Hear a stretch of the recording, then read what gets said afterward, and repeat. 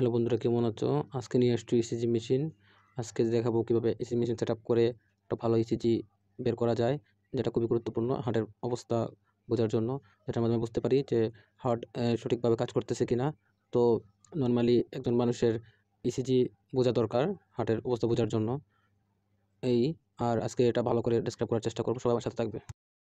আমরা ইসিজি বুঝবো। ইসিজি মূলত ইলেকট্রোকার্ডিওগ্রাফ, একটা গ্রাফিক্যাল প্রেজেন্টেশন হার্টের বিভিন্ন অবস্থার।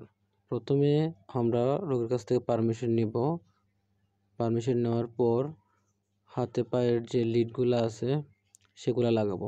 এটার একটা নিয়ম আছে, একটা ছন্দ আছে, যেমন কালো হাঁস।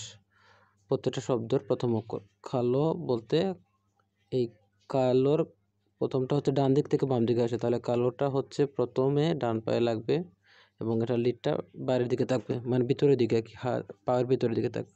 তারপর লাল, কালো, কালো লয়ের লাল, তারপর হাঁসের হলুদটা হাতে এবং সবুজটা পাবে, এবং এদের যে ভিতরের দিকে যে অংশটা আছে বা লিডটা আছে সেটা তারের অংশটা ভিতরের দিকে থাকবে, শরীরের দিকে।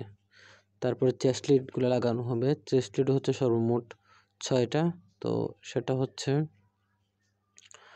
4 ইঞ্চের কোস্টাল স্পেস, যেটা 4 ইঞ্চের কোস্টাল স্পেস সিলেক্ট করে তারপর সেটা এখানে লাগাতে হবে, এবং এর অপোজিট সাইডেও ঠিক তেমনি সাইডটা সিলেক্ট করে সেকেন্ড লিডটা লাগাতে হবে।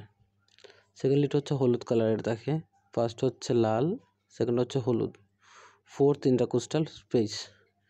দেন থার্ডটা হচ্ছে 5th ইন্টারকোস্টাল স্পেস, থার্ড, এবং সেটা হচ্ছে সবুজ।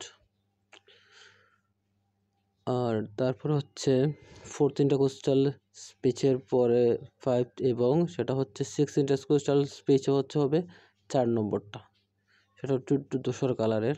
তারপরে হচ্ছে সেমই 5th ইন্টারকোস্টাল স্পেসে 5 নম্বর, এটা হচ্ছে নিপল থেকে ডান দিকে একটু সরে থাকবে, মানে বাম দিকে আর কি, ওইটা থেকে কিছু দূরে, এবং সেটাও ঠিক তেমনি 5th ইন্টারকোস্টাল স্পেসে 6 নম্বরটা হবে। এইটা দেওয়ার পরে সাথে সাথে ইসিজি মেশিনে এই গ্রাফিক্যাল প্রেজেন্টেশনগুলো আসবে। তো যখন ওই গ্রাফিক্যাল প্রেজেন্টেশনের একটা নর্মাল রেঞ্জ বোঝা যাবে এবং উপরে সবুজ চিহ্ন দেখা যাবে যে এটা ঠিক, তখন এখানে কন্টিনিউ চিহ্ন আসবে যে ইসিজি করার জন্য। এই কন্টিনিউ বাটন টিপা দিলে ইসিজিটা হয়ে যাবে, একদম ইজি।